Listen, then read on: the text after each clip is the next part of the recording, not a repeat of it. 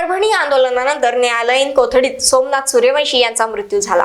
ही घटना घडल्यानंतर आंबेडकरी चळवळीतील आदरणीय नेते विजय वाकोडे यांचे हृदयविकाराच्या झटक्याने निधन झाले।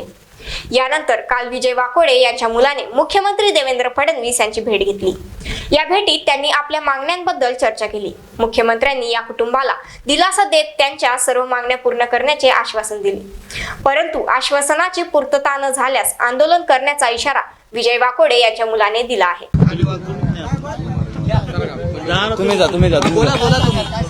आज आम्ही परभणीमध्ये जी संविधानाची विटंबना झाली, त्या संविधानाचा विटंबना झाल्यानंतर जी परभणीमध्ये दंगल घडली होती, त्या दंगलीमध्ये आमचा एक शहीद सोमनाथ सूर्यवंशी हा पोलिसच्या एमसीआर मध्ये ते मरण पावलेला आहे। त्याला पोलिसांनी अमानुषपणे मारहाण केली होती आणि या मारहाणीमध्ये सोमनाथ सूर्यवंशीचा खूनच झालेला आहे। त्याच तणावामध्ये या आंदोलनाचं नेतृत्व करणारे माझे वडील लोकनेते विजय वाकोडे हे त्या आंदोलनाचं नेतृत्व करत होते आणि शेवटच्या दिवशी पोलीसवाल्यांनी त्यांना धमक्या दिल्या की तुमच्यामुळे हे प्रकरण घडलं आणि त्याच्यामध्ये त्यांचा सुद्धा जीव गेलेला आहे। या मागण्यासाठी आम्ही आज मुख्यमंत्र्याला भेटलो। आदरणीय सुरेश धस यांच्या नेतृत्वामध्ये आम्ही आज एक शिष्टमंडळ परभणीमध्ये घेऊन आलो होतो आणि मुख्यमंत्र्यांना भेटलेलो आहोत। आमच्या प्रमुख मागण्या अशा आहेत की जे पोलीसवाल्यांमुळे सोमनाथ सूर्यवंशीचा जीव गेलेला आहे, असे पोलीस निरीक्षक अशोक घोरबांड, असे पोलीस निरीक्षक शरद मरे आणि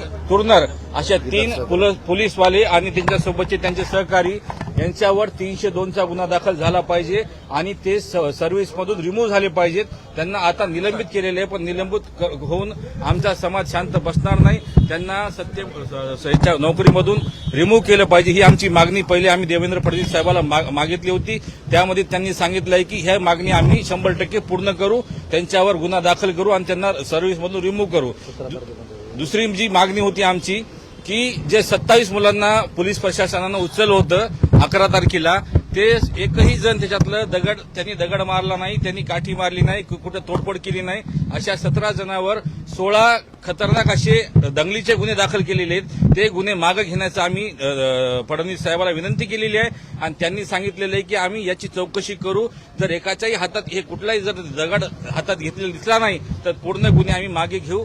तिसरी जी मागणी होती की सोमनाथ सूर्यवंशीच्या परिवाराचं पुनर्वसन करावं आणि वाकोडे साहेब जे या आंदोलनामध्ये गेलेले आहेत त्या आंदोलनाच्या ताणतणावामुळे त्यांच्या परिवाराचं पुनर्वसन करावं, तर ती सुद्धा मागणी मुख्यमंत्र्यांनी आमची मान्य केलेली आहे।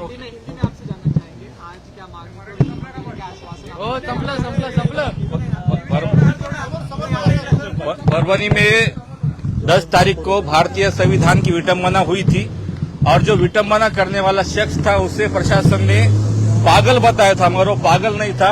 उसी दिन परभणी में हिंदू मोर्चा हुआ था और उसी शाम में मोर्चा की शाम में भारत के संविधान की विटंबना हुई।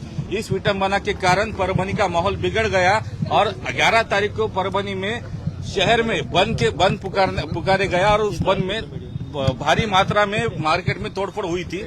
इस तोड़फोड़ के वजह से जो इस आंदोलन का नेतृत्व कर रहे थे विजय वाकोडे, मेरे पिताजी थे वो उन्होंने सिर्फ परभणी में वातावरण शांत करने का काम किया था, मगर पुलिस वालों ने उनपे 1 नंबर का आरोपी बना के 16 गुने दाखिल किए। उनके साथ 27 जनों पे और 40 जनों पे गुने दाखिल किए। उनमें से जो 27 जनों को उन्होंने अटक किए थे, वो 27 जनों ने किसी भी वीडियो में हाथ में पत्थर नहीं है, हाथ में रॉड नहीं है, उन्होंने कौन सा भी तोड़फोड़ परभणी में नहीं किया है। फिर भी पुलिस वालों ने उनको उठाया है और बहुत ही बेरहमी से उन्हें मारा है। उसमें हमारा एक भाई सोमनाथ सूर्यवंशी, उसकी पुलिस के एमसीआर में उसकी जान चली गई है और ये प्रशासन बोलता है कि हार्ट अटैक से गई है, मगर उसका रिपोर्ट आया है कि उसकी जो मौत हुई है वो उसको 24 जो मारे हैं पुलिस वालों ने बेदर्दी से मारे, उसके वजह से उसे शॉक लगा और उसकी वजह से मौत हो गई है। इसी कारण हम आज सीएम से मिलने आए थे और सीएम साहब ने हमारी पूरे मांगे पॉझिटिव्ह लिए है और कहा है कि हम पूरी मांगे आपकी पूरी करेंगे। लॉन्ग मार्च आहे, आता मुख्यमंत्र्यांना आपण भेटले, समाधानी आहात का? लॉन्ग मार्च अजून कायम राहणार?